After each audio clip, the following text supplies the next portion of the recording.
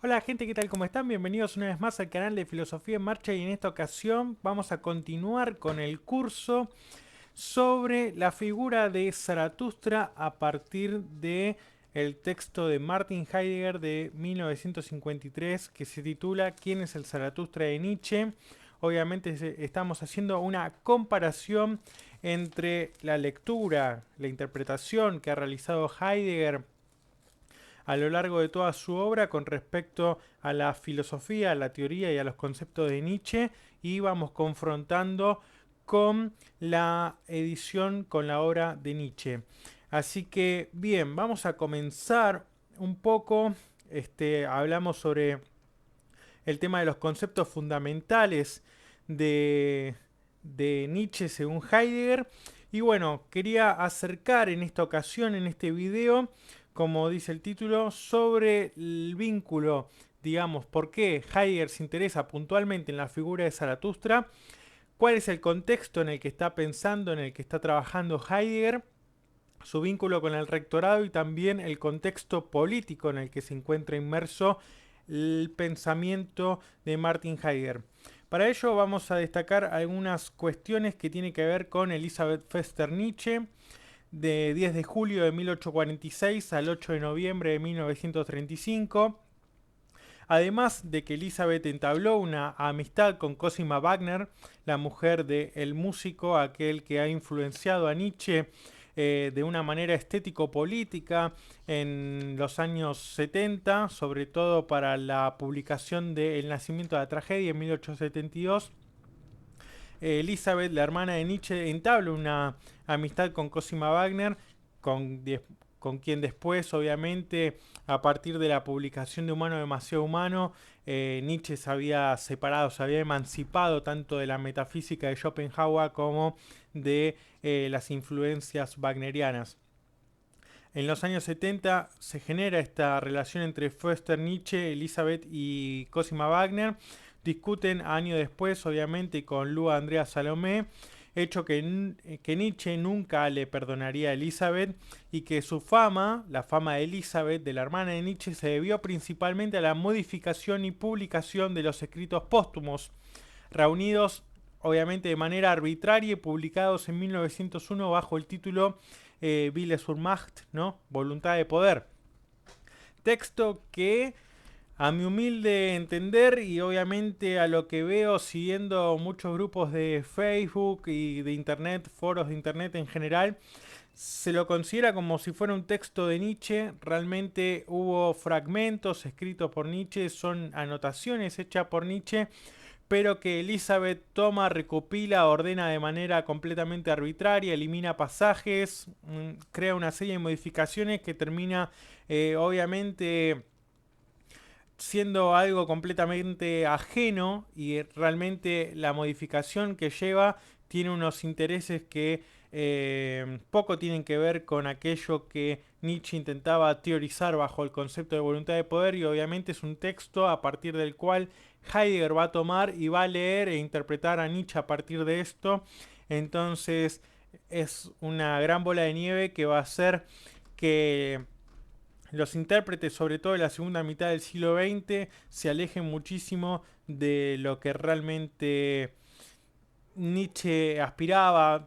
Sin embargo, la escritura de Nietzsche, y en tanto provocativa, en tanto el orden, la estructura, el estilo literario o el estilo de escritura artístico del propio Nietzsche, ya daba cuenta de que podía provocarse este tipo de interpretaciones, ¿no?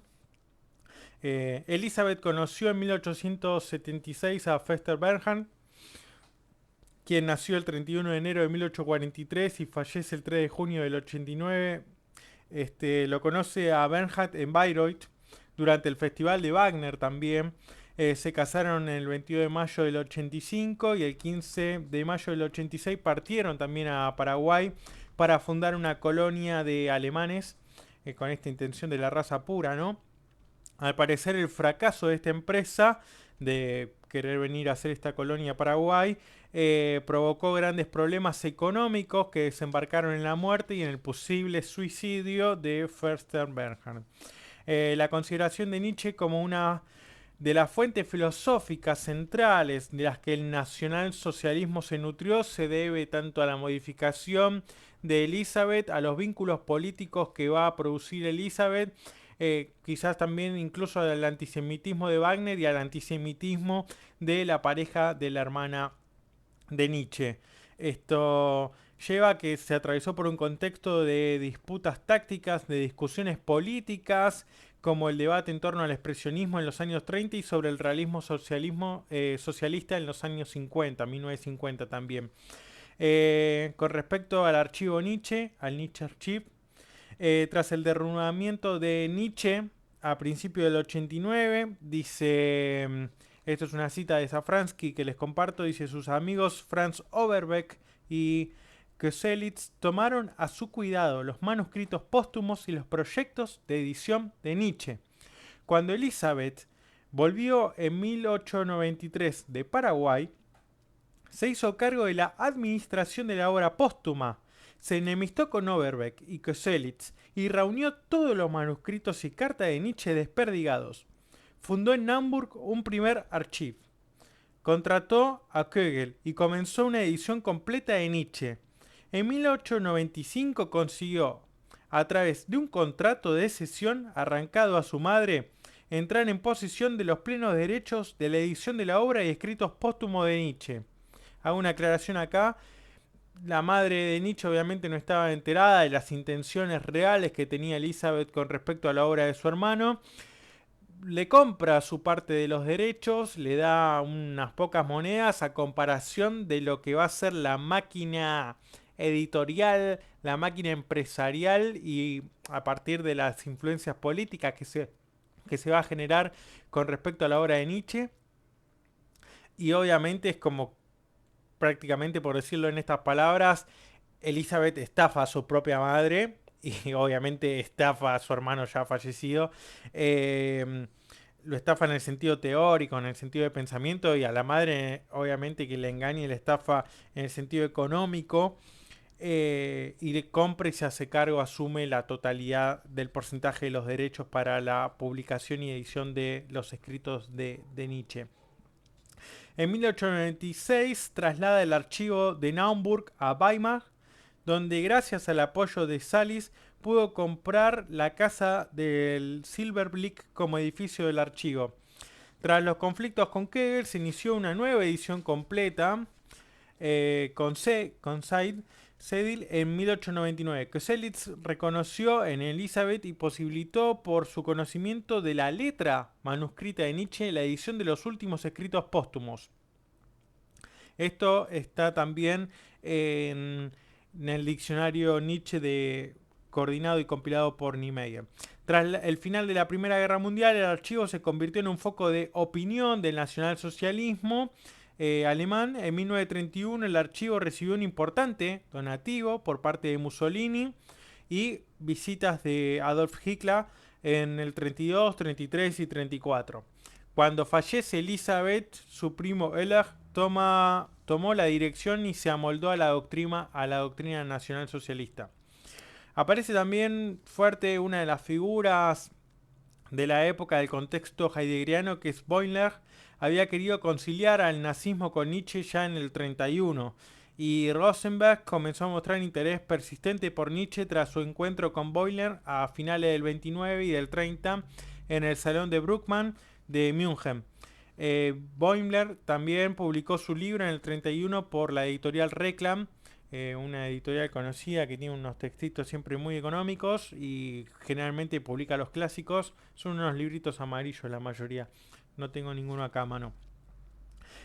Y además habíamos hablado de Boimler ya en una de las lecciones anteriores cuando hacíamos referencia a la concepción o al interés de señalar cuáles serían los conceptos fundamentales de la filosofía de Nietzsche y hablar de fundamento, y que Boimler obviamente como que quitaba o apartaba el interés que podría generar el concepto de doctrina del eterno retorno de lo mismo, y obviamente se focalizaba o se focaliza la teoría de Boimler únicamente en el concepto de voluntad de poder, también relacionada en la interpretación heideggeriana de voluntad de poder como voluntad de dominio y sobre todo de dominio de la tierra.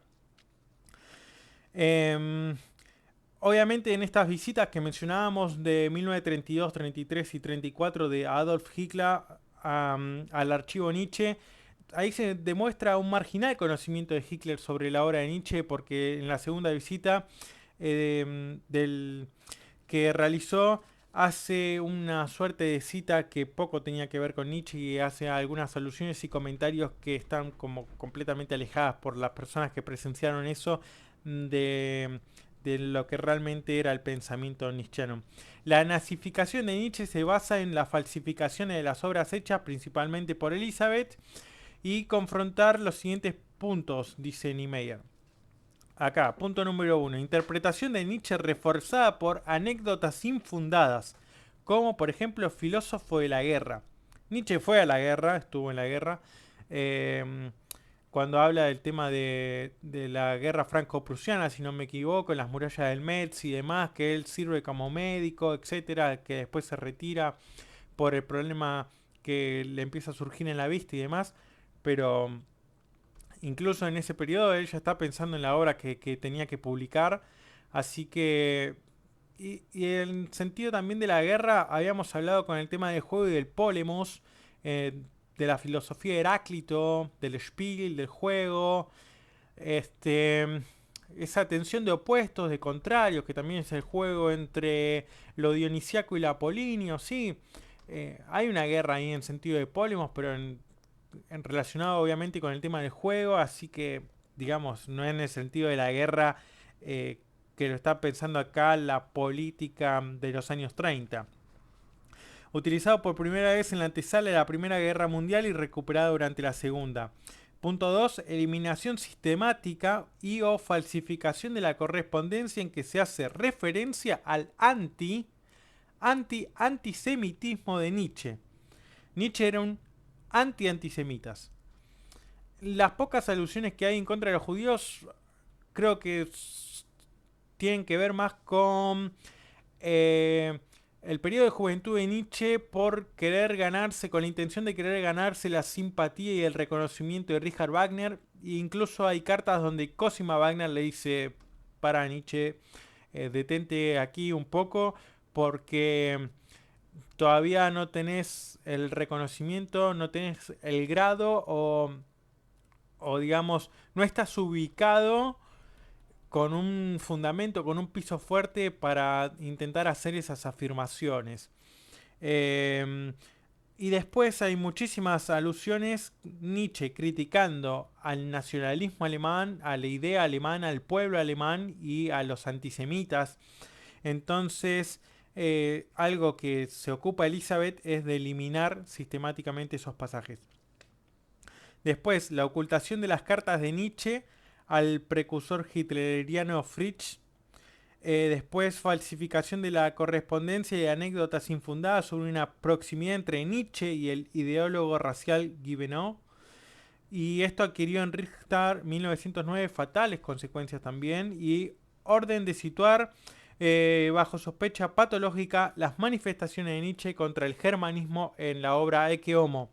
Aquí hay nuevamente falsificaciones en la correspondencia. Es decir, en Ecce Homo hay muchas alusiones al antisemitismo de Nietzsche y el ataque a lo alemán, a lo germano, ¿no? A la cultura alemana en general, que es cada vez más fuerte. Y estas cuestiones que ya estaban publicadas, lo que intenta referir Elizabeth es decir, acá ya mi hermano estaba enfermo, acá mi hermano no respondía de sí, había cuestiones patológicas, había problemas de salud, entonces él escribió esto, pero no es lo que él pensaba. Thomas Mann dice, Nietzsche fue quien comenzó a registrar de forma anticipada el fenómeno socialista en sus más diversos registros. Esto lo escribe en Nietzsches Philosophie im Lichte unserer Erfahrung, 1974. Ahora bien, todo este contexto previo a la lectura y a la puesta en escena, por decir así, que hace Heidegger de la filosofía de Nietzsche, va a tener sus fuertes repercusiones durante toda la segunda mitad del siglo XX. Nietzsche es la figura de pensador a la que Heidegger dedicó la más prolongada atención, desde cuando en el párrafo 76 de Ser y Tiempo, la obra principal de Nietzsche, de Heidegger de 1927, había recordado la segunda consideración intempestiva como un documento esencial para esclarecer el concepto de historicidad auténtica. Como ustedes sabrán, esto lo dice Bátimo, ¿no? En Introducción a Nietzsche o Introducción a Heidegger. Esto, tema de las consideraciones intempestivas sobre el tema de la historia, lo hemos abordado también junto con el canal de Marcos Represas acá en Filosofía en Marcha. Para confirmar la afirmación de Bátimo, basta con revisar el listado de la Gesamtausgabe, de la edición de obras completas, que provee la Sociedad, por ejemplo, Iberoamericana de Estudios Heideggerianos, de manera online. Varios títulos toman a Nietzsche como referente de discusión base. Pueden buscar ahí en Google este listado para ver toda la cantidad de tomos que se están editando, los que ya están editados, y obviamente ahí buscar toda la cantidad de referencias que hay sobre la obra de Nietzsche. Es impresionante.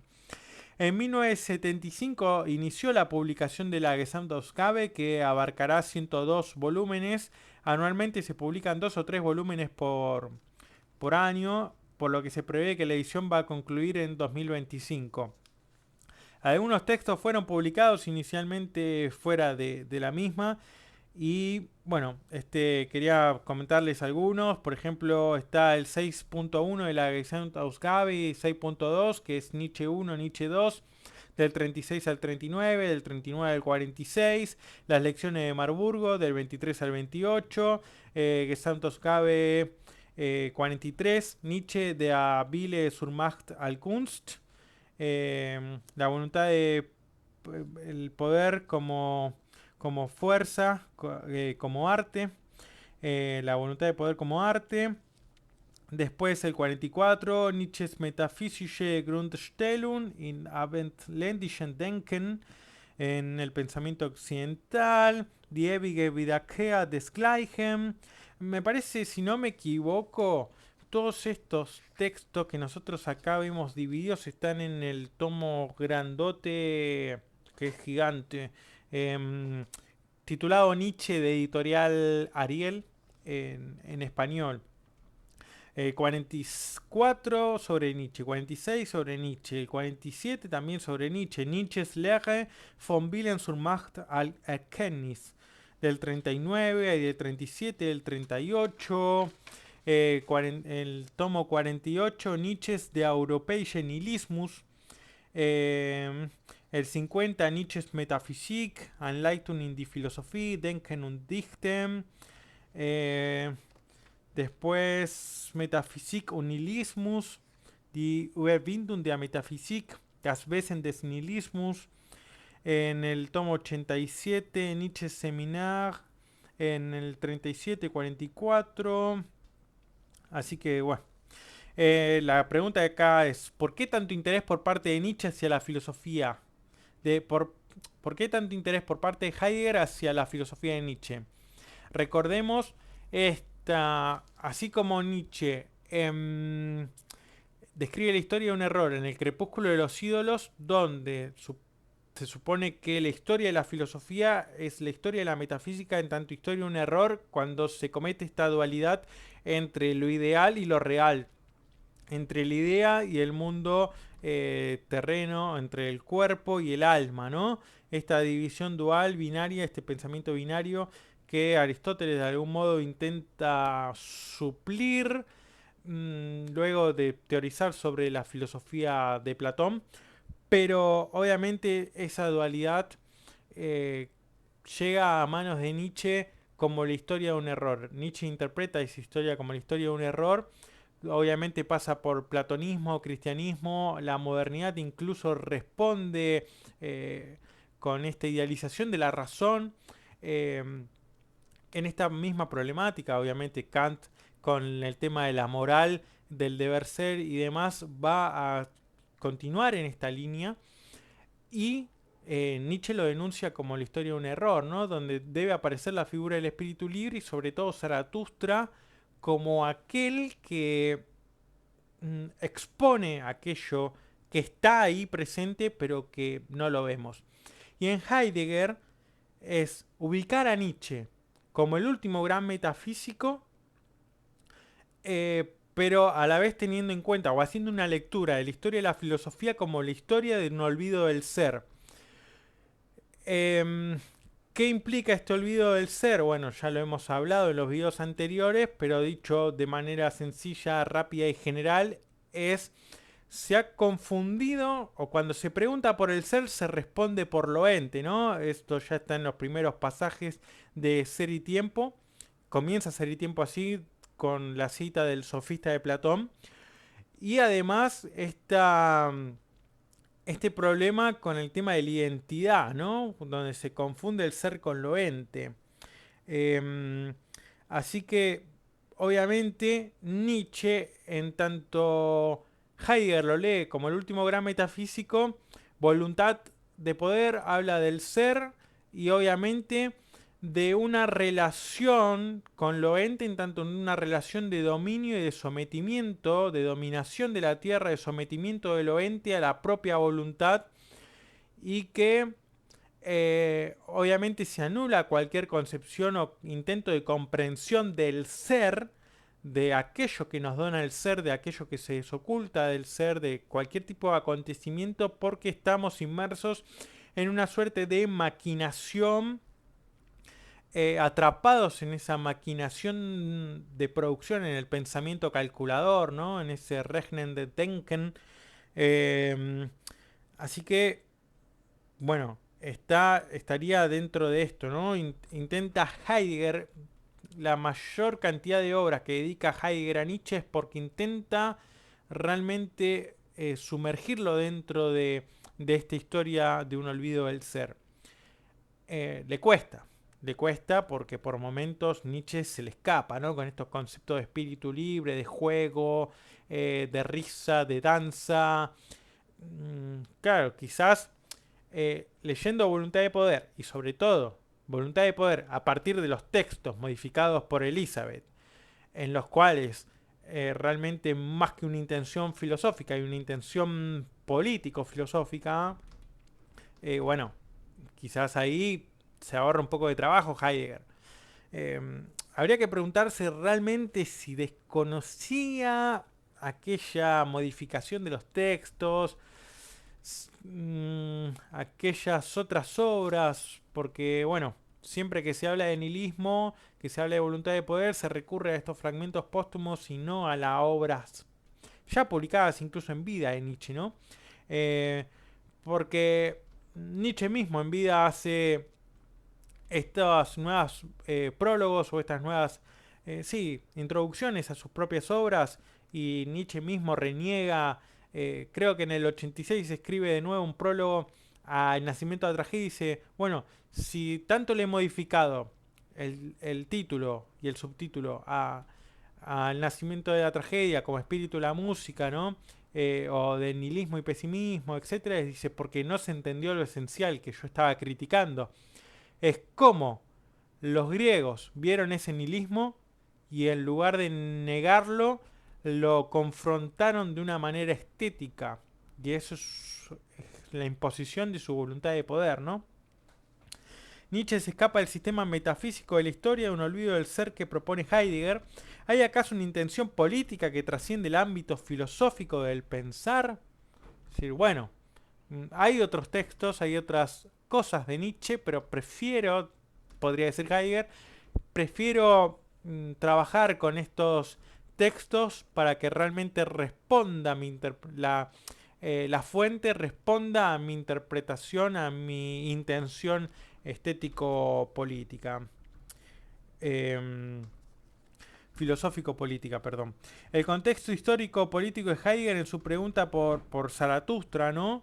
Había que elegir entre el nacionalsocialismo o el comunismo en un contexto de crisis económica arraigado por el Tratado de Versalles, ¿no? De la Primera Guerra Mundial, y el caso de la República de Weimar que se desintegra.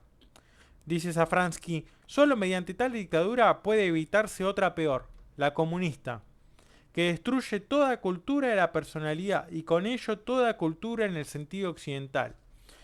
Fuerte, ¿no? Esto de decir, bueno, el peor de los mundos, imaginar el peor de los mundos posibles,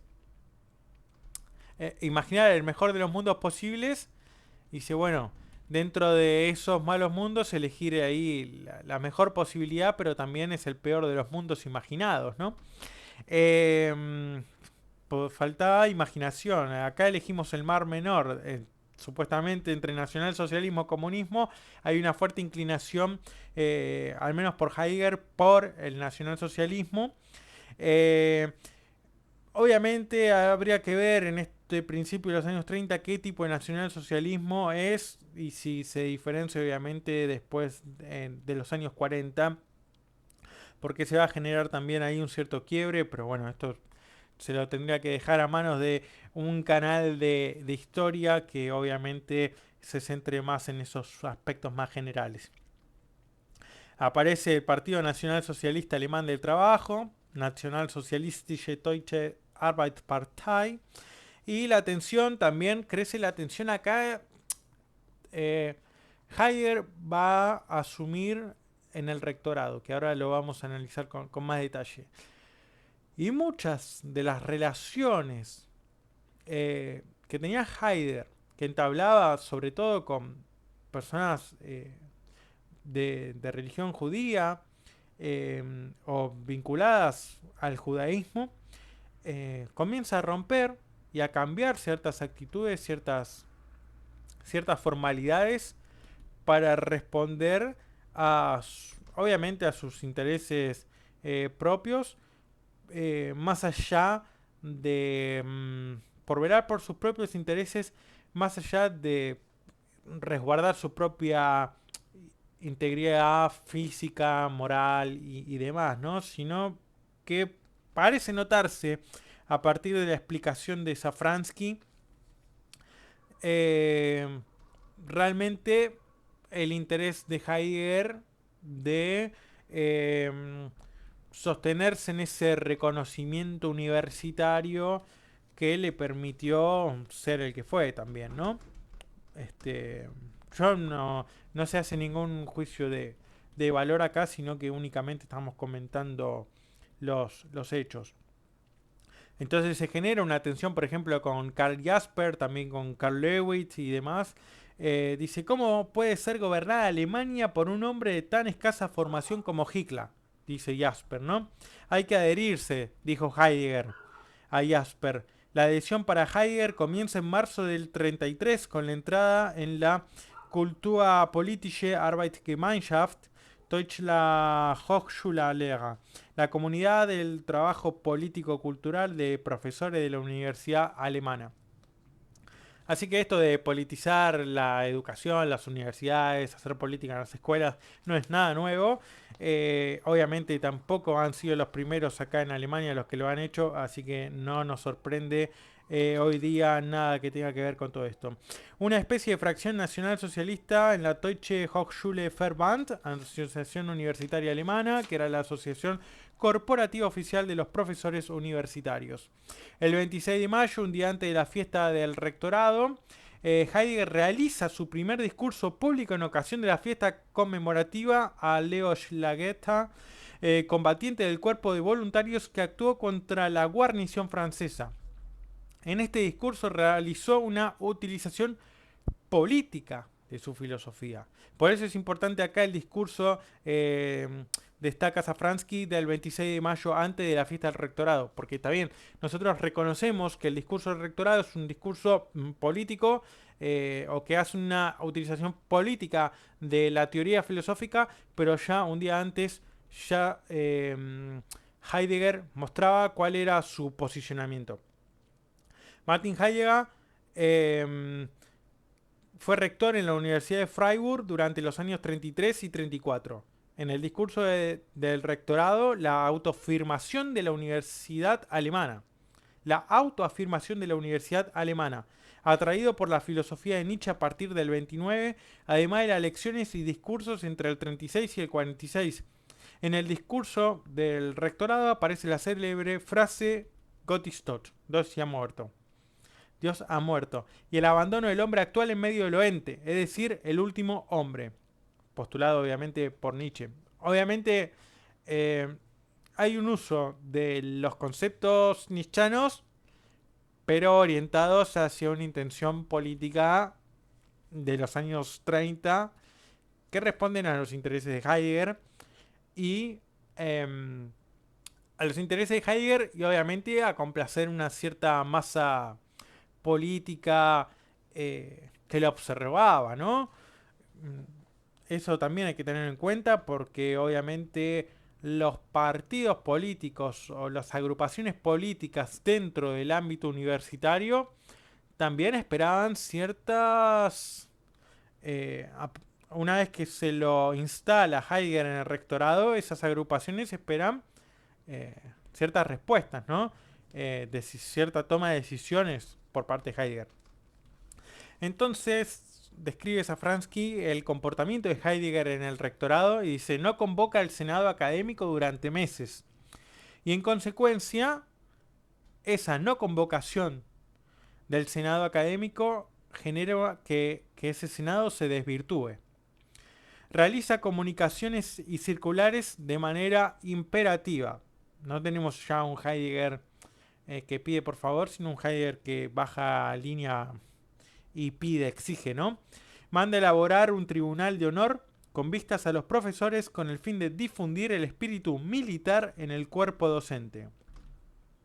Esto no es algo que se dé únicamente en la Universidad de Freiburg, sino que, bueno, destacamos esto en esta universidad porque nos interesa Heidegger, pero era una constante ya en todas las universidades prácticamente.